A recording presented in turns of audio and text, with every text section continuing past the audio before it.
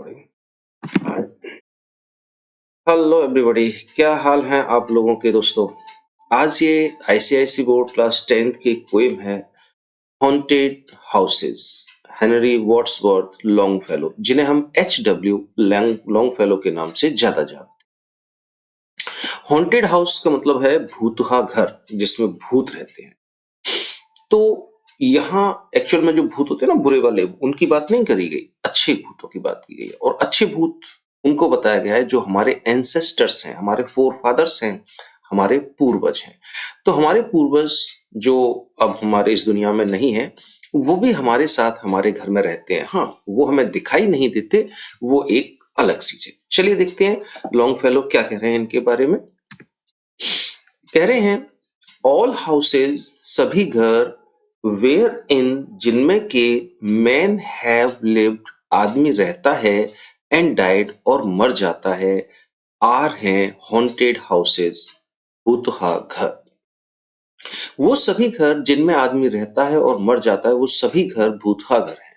आप लोगों ने सुना होगा कि उस घर में मत जाना, उस जगह पर मत जाना, वहां भूत रहते हैं। तो लॉन्गफेलो कह रहे हैं कि भाई साहब, जिस घर में आदमी रहता है और मर जाता है, वो घर भी हॉन्टेड हाउस ही है, भूतहा घर है वो भी।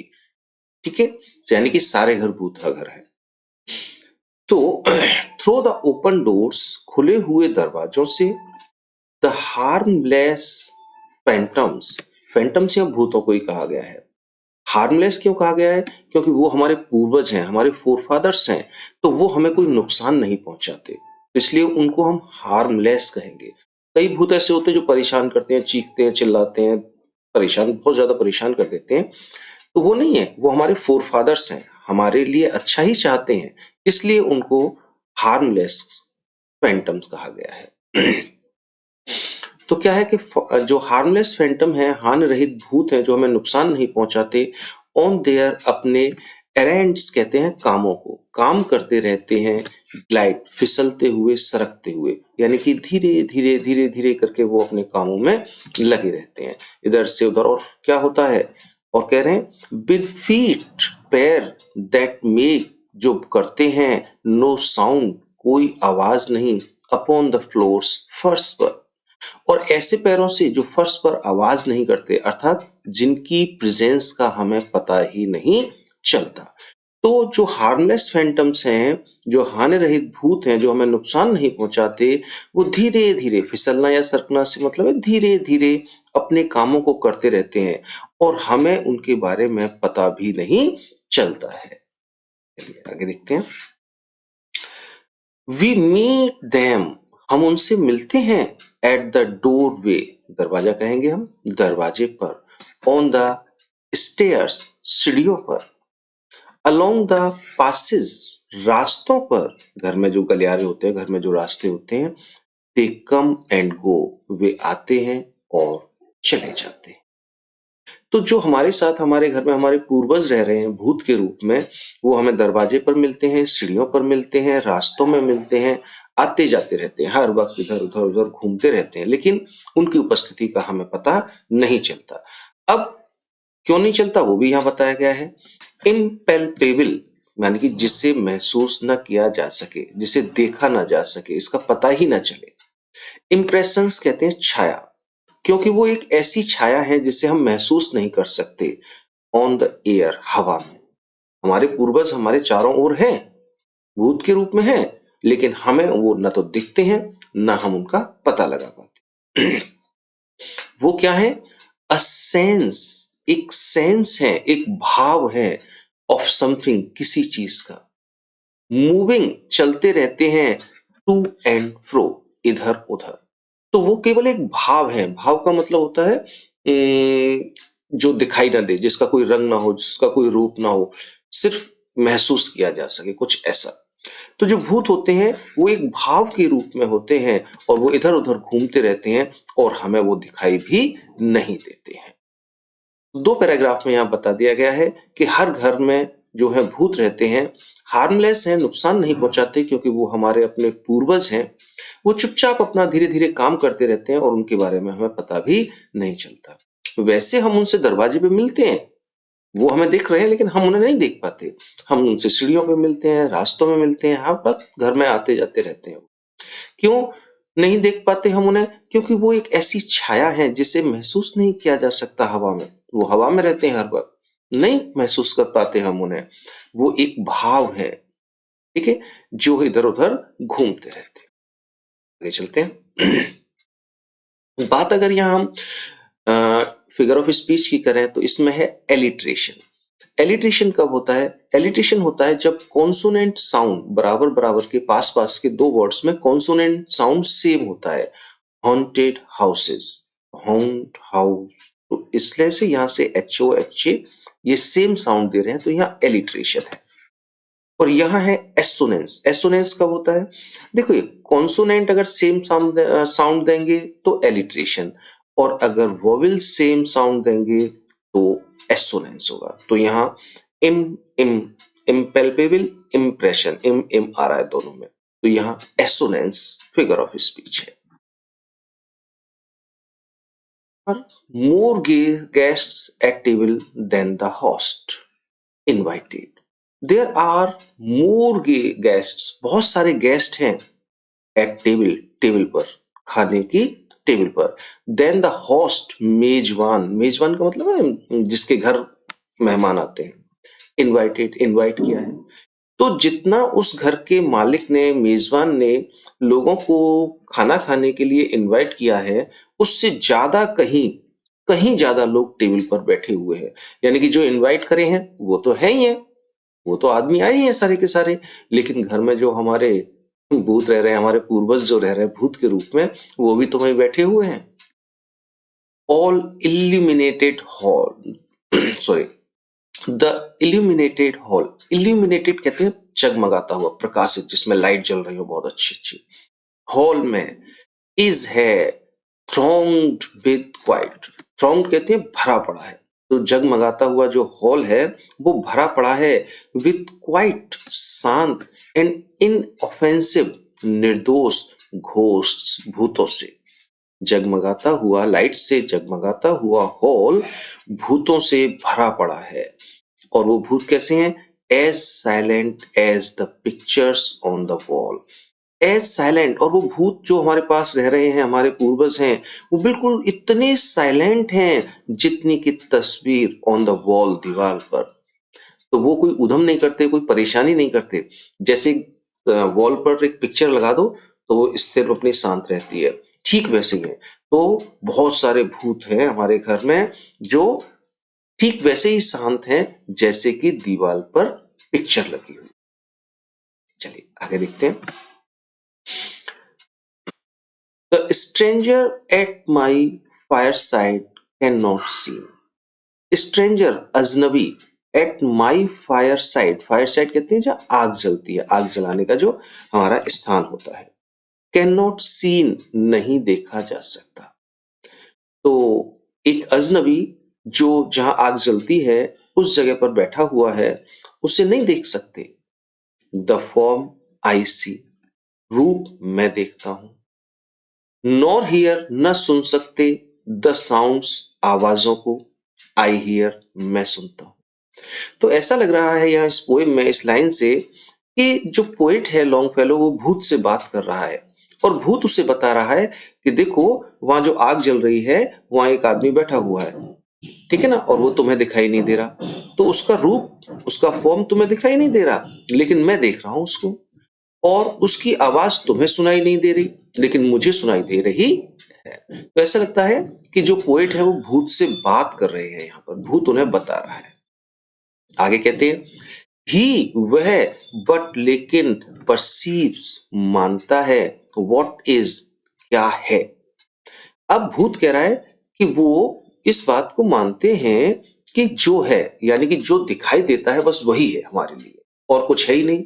हमने चारों तरफ देखा, हमें कुछ दिखाई नहीं दिया, तो हम मानते हैं कि हमारे चारों तरफ कुछ भी नहीं है। लेकिन भूत कह रहा है, वाइल अनटू मी, जबकि मेरे लिए, ऑल दैट, ध्यान से देखना इस लाइन को, ऑल दैट हैज बीन, जो है, इज है, हैज बीन इज, ये गलत तो नहीं है। देखो पोएम तो ग्रामेटिकल तरीके से गलत ही लिखी जाती है, लेकिन इसका मीनिंग क्या है?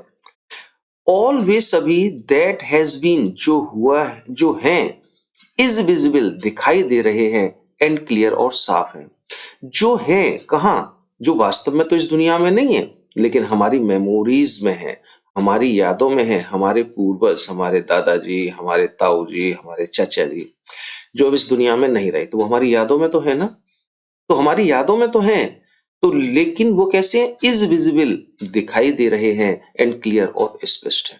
तो भूत कह रहा है कि आदमी तो केवल उसी चीज को मानता है जो चीज वो देख लेता है कि हाँ ये चीज है, दिखाई दे रही है तो ये चीज है, लेकिन मेरे लिए वो जो उनकी मेमोरी में भी है वो भी मुझे दिखाई दे रहे हैं, यहाँ पर इस घर में दिखाई दे रहे हैं और वो मेरे लिए बिल्कुल स्पष्ट है, साफ है, क्लियर है। ओके, चलिए आगे। अगर यहाँ फिगर ऑफ स्पीच की बात करें तो इस लाइन में आता है सिमली। सिमली कब आता है, जब दो चीजों का कंपैरिजन किया जाता है और कंपैरिजन करने के लिए एज, लाइक या सो का यूज किया जा रहा है। यहाँ जो हमारे पूर्वज हैं, जो भूत हैं, और उनकी कंपैरिजन किया जा रहा है पिक्चर से और एज का यूज किया जा रहा है। भूत कैसे हैं, जैसे तस्वीर लगी हुई होती है तो तस्वीर से उसका कंपैरिजन हो गया और एज का यूज किया गया, तो यहाँ सिमली होगा। दूसरा है एनाफोरा। एनाफोरा कब होता है, एनाफोरा होता है जब पास पास की दोनों लाइनें सेम वर्ड से स्टार्ट होती हैं, सेम वर्ड, द, तो ये एनाफोर हो गया। हाँ, वर्ड ज्यादा भी हो सकते हैं, एक एक आ रहा है, या दो दो भी हो सकते हैं सेम, तो वहां एनाफोर होगा। नेक्स्ट है we have no title deeds to house और लैंड। अब भूत कह रहा है वी, हम लोग, यानी कि हम भूत लोग जो हैं, हैव रखते हैं, नो माने नहीं, टाइटल डीड्स कहते हैं कागजात, कागज, ऑफ हाउस घर के, और लैंड्स जमीनों के। जब जो भी हम घर हमारा है तो सरकार हमें उसके एक कागज देती है कि हाँ साहब ये घर आपका है, ये मकान आपका है, ये दुकान आपकी है। लेकिन भूत कह रहा है कि हमारे पास उन घरों की, उन जमीनों के कोई कागजात नहीं है। ओनर्स मालिक थे, एंड ऑक्यूपेंट्स रहने वाले थे, ऑफ अर्लियर पहले, डेट्स तारीखों में, पहली तारीखों मतलब बहुत पहले, पहले हम इन्हीं घरों में के मालिक थे और इन्हीं घरों के रहने वाले थे, लेकिन आज की डेट में न तो ये घर हमारे हैं न ये हमारी जमीनें हैं, इनके कागजात भी हमारे पास नहीं है। लेकिन भले ही हमारे पास उनके कागजात नहीं है, अब हम वहां नहीं रहेंगे, लेकिन कह रहे हैं फ्रॉम ग्रेव्स, ग्रेव्स कहते हैं कब्र, कब्रों से, फॉरगॉटन भुला दी गई, भुला दी गई का मतलब अब दफना दिया एक बार, फिर दोबारा कोई गया ही नहीं वहां पर। स्ट्रेच्ड फैलाते हैं, देयर डस्टी हैंड्स अपने गंदे हाथों को। वो कह रहे हैं कि हम कब्रों से अपने गंदे हाथों को फैलाते हैं, एंड होल्ड पकड़ लेते हैं, इन मॉर्टमैन, मॉर्टमैन कहते हैं dead hands, still their old estates, estate कहते हैं संपत्ति, अपनी पुरानी संपत्तियों को।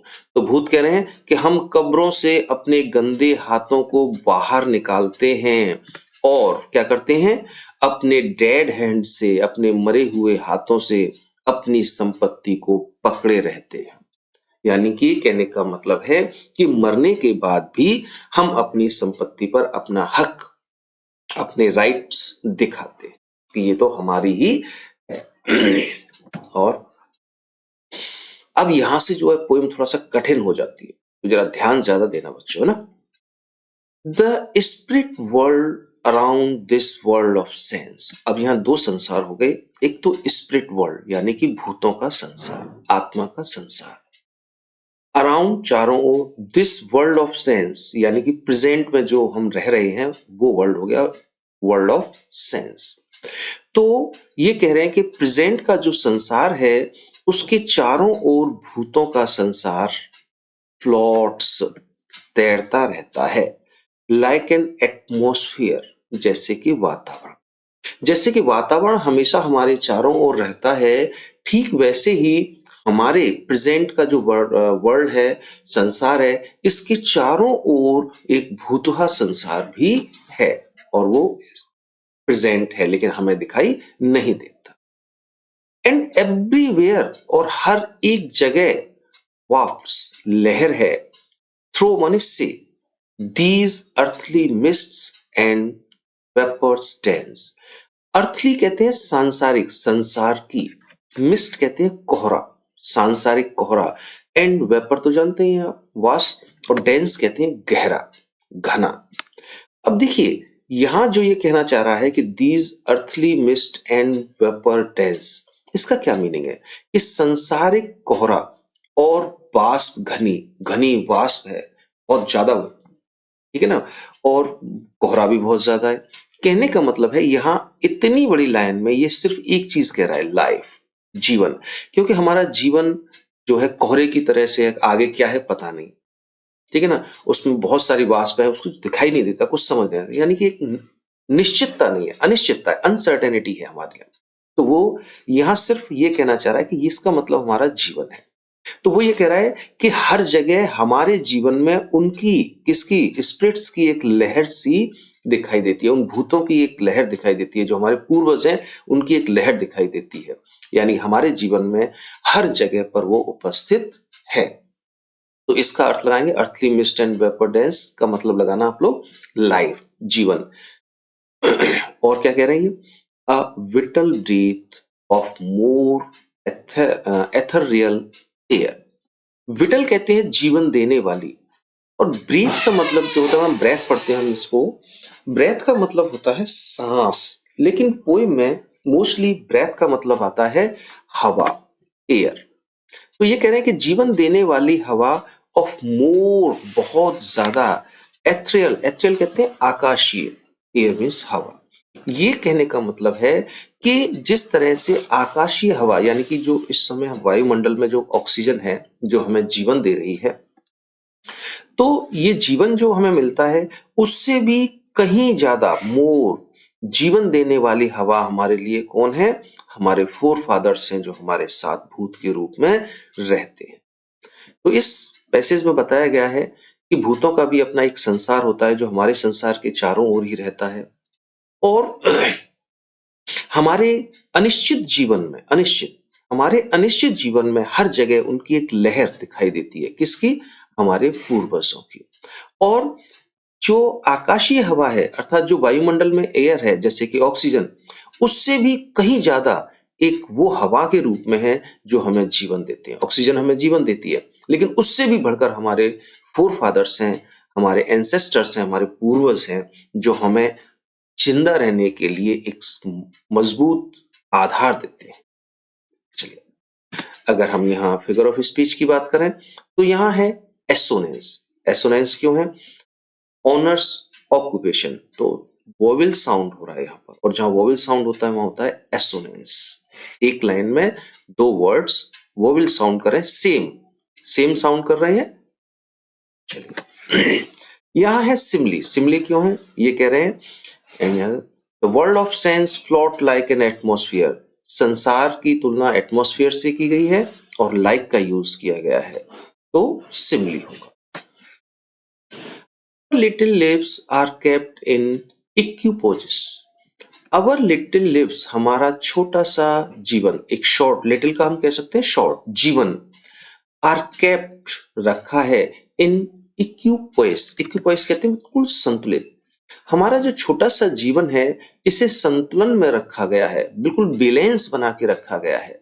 इससे द्वारा by opposite attractions and desires, विपरीत अट्रैक्शंस और डिजायर मीन्स इच्छाओं से। तो क्या कह रहे हैं कि हमारा छोटा सा जीवन विपरीत आकर्षण और इच्छाओं के द्वारा संतुलित बना के, बैलेंस बना के रखा गया। अब देखिए, ये जो अपोजिट आया है ये अट्रैक्शंस एंड डिजायर्स के लिए आया है। बहुत से लोग कहते हैं हमारे अट्रैक्शन ही अपोजिट है और हमारी डिजायर्स भी अपोजिट है। नहीं, डिजायर और अट्रैक्शन अपोजिट है एक दूसरे में। डिजायर हमारी ये है कि हमें आईएएस बनना है, लेकिन आज बहुत ठंड है, रजाई बहुत गर्म है, सुबह उठने का मन ही नहीं कर रहा कि उठ के पढ़ लें, तो पढ़े, बोले आज सो लेते हैं, कल देखेंगे। तो डिजायर आईएएस बनने की है, लेकिन अट्रैक्शन सोना है। ठीक है, तो ये अपोजिट है एक दूसरे के। तो इन्हीं से हमारा जीवन जो है संतुलित बना रहता है। और कह रहे हैं the struggle of the instinct that enjoys and the more noble instincts that aspires. मतलब वही बात दोबारा से की गई है, स्ट्रगल संघर्ष रहता है किसमें? ऑफ द इंस्टिंक्ट्स, कहते हैं बेसिक नेचर, दैट एंजॉयज, जो आनंद देते हैं। तो संघर्ष रहता है उन चीजों में जो एक तो हमें आनंद देते हैं, हमारा बेसिक नेचर होता है, और भी ज्यादा श्रेष्ठ, नोबल माने होता है श्रेष्ठ, एक बहुत अच्छा बेसिक नेचर है, दैट एस्पायर्स, जो हमारी इच्छाएं हैं। तो हमेशा हमारी इच्छाओं में और हमारे आनंद में क्या रहता है, एक संघर्ष रहता है। इच्छा हमारी कुछ अच्छा करने की है, और मन कहता है जो अच्छा होगा या बुरा होगा तो बस बात की चीज है, अभी थोड़ा एंजॉय कर लो। तो इसमें हमेशा एक संघर्ष, एक स्ट्रगल बना रहता है। चलिए आगे कह रहे हैं, दीज पर्टर्बेशंस कहते हैं बेचैनी, घबराहट, परेशानियां, प्रॉब्लम्स। तो ये परेशानियां, दिस परपेचुअल लगातार jar of earthly wants and aspirations high. अब देखिए क्या कह रहे हैं, ये हमारे जीवन की जो बेचैनी है, घबराहट है, जो प्रॉब्लम्स है, और क्या है, ये एक लगातार एक जार की तरह से हैं। किसकी? अर्थली, सांसारिक, वांट्स चाहते हैं, एंड एस्पिरेशंस माने इच्छाएं, कौन सी? हाई मीन्स ऊंची ऊंची। तो जो हमारा जीवन है वो बेचैनी, घबराहट, परेशानियों से भरा हुआ है, और ये एक जार की तरह से है जो लगातार हमारी इच्छाओं से और हमारी चाहतों से, बड़ी बड़ी इच्छाओं से, हाई लगा हुआ है आगे, बड़ी बड़ी इच्छाओं से और बड़ी बड़ी चाहतों से पूरी तरह से भरा रहता है। ये इच्छाएं आती कहां से हैं? वो कह रहे हैं कम आती हैं फ्रॉम द इन्फ्लुएंस, प्रभाव से, ऑफ एन अनसीन स्टार, जो स्टार हमने देखा नहीं है। इसकी जगह अनसीन स्टार का मतलब आप लगा सकते हैं अननोन सोर्स। तो ये जो हमारी इच्छाएं हैं, हमारी चाहते हैं, वो एक अननोन सोर्स से आती हैं, एक ऐसा स्रोत जो हमें पता नहीं है, उसके प्रभाव के कारण ऐसी इच्छाएं हमारे जीवन में आती हैं। An undiscovered planet in our sky, और ये कैसी होती हैं इच्छाएं? एक अनडिस्कवर्ड प्लेनेट की तरह से होती हैं, एक ऐसा प्लेनेट, एक ऐसा ग्रह जिसे अभी तक खोजा नहीं गया। लेकिन यहां जब कह रहे हैं अवर स्काई, हमारा आकाश, तो इससे मतलब है हमारा जीवन। तो जैसे आकाश में बहुत सारे प्लेनेट हैं, बहुत सारों को हमने डिस्कवर कर लिया है, बहुत सारे डिस्कवर अभी होने बाकी रह गए हैं, ऐसे ही हमारे जीवन में जो है बहुत सारी चीजें हैं जो अनडिस्कवर्ड हैं, जिनका हमें पता ही नहीं है कि ऐसा हमारे साथ क्यों हो जाता है। हमारी इच्छा है कि केटीएम खरीदनी है, तो ये क्यों आई, किस तरह से आई, कहां से आई, ये इच्छा हमें नहीं मालूम। तो वही चीज यहां पर बताई गई है। अगर बात हम फिगर ऑफ स्पीच की करें तो यहां है सिंबलिज्म। सिंबलिज्म क्या होता है? सिंबल से क्लियर है, सिंबल जिसको हम एक प्रतीक देते हैं, तो यहां लाइफ को जार का एक सिंबल दिया गया है। तो हमारा लाइफ जीवन क्या है, वो एक जार के रूप में है, तो यहां सिंबलिज्म होगा। आगे देखते हैं, लास्ट में आ गए हम लोग। अब जरा ध्यान से यहां देखना, एंड एज द मून, जैसे कि चंद्रमा, from some dark gate of clouds, कुछ डार्क यानी कि डार्कनेस, अंधेरे, गेट ऑफ क्लाउड, बादलों के दरवाजे से, थ्रोज ओवर द सी, फेंकता है समुद्र में, फ्लोटिंग ब्रिज ऑफ लाइट, एक तैरता हुआ ब्रिज, कहां? लाइट का। कहना क्या चाह रहे देखो, जैसे कि चंद्रमा, डार्क गेट ऑफ क्लाउड का मतलब यहां पे आप लगाएंगे कि जब काले बादल चंद्रमा के सामने से हटते हैं तो डार्क गेट हो गया क्लाउड्स का।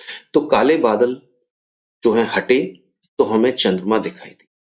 जैसे ही चंद्रमा दिखाई दिया तो मून ने क्या किया, मून व्हाइट रोशनी देता है, उसने समुद्र के ऊपर एक रोशनी फैला दी। तो हमें ऐसा लगा जैसे कि वो रोशनी जो है, वो लाइट जो है, वो एक फ्लोटिंग ब्रिज बन गया है, तो उस पर होकर आदमी निकल सकता है। अब नॉर्मली यही बात बता दी जाती है, लेकिन यहां एक वर्ड लगा हुआ है एज। इसका क्या मतलब है? जैसे कि चंद्रमा काले बादलों के पीछे से निकलकर समुद्र में रोशनी फैला देता है, ठीक वैसे ही, एज लगाया ना इसलिए, ठीक वैसे ही हमारे जो फोरफादर्स होते हैं, जो एंसेस्टर्स हैं, जो पूर्वज हैं, हमारे पूर्वज भी जब हमारे जीवन में डार्कनेस छा जाता है, अंधेरा, परेशानियां, मुसीबतें आ जाती हैं, तो जैसे चंद्रमा रोशनी करता है समुद्र में, ठीक वैसे ही हमारे एंसेस्टर्स, हमारे फोरफादर, हमारे पूर्वज हमारे जीवन में एक प्रकाश की किरण लेके आते हैं। ब्रिज बना देते हैं कि तुम्हें कुछ समझ में नहीं आ रहा तो तुम ऐसा करो, अब ये काम करो। लेकिन वो पता नहीं चलता हमें कि उन्होंने हमारे लिए किया है। लेकिन हाँ, वो हमें रास्ता दिखाते हैं, हमारे लिए रास्ता बनाते हैं। एक्चुअल में ये मीनिंग है। आगे हमारे जीवन के बारे में बताया गया है। Across whose trembling plank our fancies crowd. Across whose trembling, trembling में थे कांपते हुए, हम यहाँ अर्थ लगाएंगे हिलते हुए। प्लैंक्स कहते हैं लकड़ियां, मैंने लिखा है यहाँ पर, जैसे लकड़ियों के बोर्ड होते हैं, तख्ते जिसे बोलते हैं हिंदी में। तो हिलते हुए तख्ते हैं किसके? फ्लोटिंग ब्रिज के। जो ब्रिज बनाया गया है वो लकड़ी का है और वो हिल रहा है। अवर फैंसीज क्राउड, और फैंसीज कहते हैं हमारी कल्पना, क्राउड माने भीड़, कल्पनाओं की भीड़ है। अब ये कह रहे हैं कि हमारा जीवन कल्पनाओं से भरा हुआ है। हम कभी चाहते हैं एक बड़ा सा मकान में जाएंगे, कभी कहते हैं आज हम ऐसे जाएंगे, हम वो करेंगे, आज हम ऐसे कपड़े पहनेंगे, वहां हमारे साथ ऐसे होगा और वहां हमारी इतनी वैल्यू होगी। तो कल्पनाओं से भरा हुआ जीवन है। और कल्पनाओं की क्या है? क्राउड है, भीड़ है। बहुत सारी फैंसीज, बहुत सारी इमेजिनेशंस हमने इकट्ठी कर रखी हैं अपने जीवन में पूरी करने के लिए। और जबकि जो रास्ता है वो कैसा है? थोड़ा सा ट्रेम्बलिंग है, हिलता झुलता है। अब वो क्या है? Into the RAM of mystery and night. अब वो जो कल्पनाएं हैं वो हमें ले जाती हैं कहाँ? रैम, रैम कहते हैं क्षेत्र, एक एरिया में ले जाती हैं ऑफ मिस्ट्री, जो रहस्यों की है, एंड नाइट, नाइट से मतलब यहां लगाएंगे हम डार्कनेस, अंधेरा, अंधेरी है। तो हमारी जो कल्पनाएं की भीड़ है या हमारी बहुत सारी कल्पनाएं हैं, वो हमारे अस्थिर जीवन, इसका मतलब लगेगा अस्थिर जीवन, जो फिक्स नहीं है, हिलता जुलता जीवन है। जीवन के बारे में क्या कंफर्म है? कुछ भी कंफर्म नहीं है, आज है कल नहीं है। तो अपने अस्थिर जीवन में हमने इतनी सारी कल्पनाएं बना ली हैं जो हमें एक ऐसे एरिया में ले जाती हैं जो रहस्यों और अंधकार से भरा हुआ है।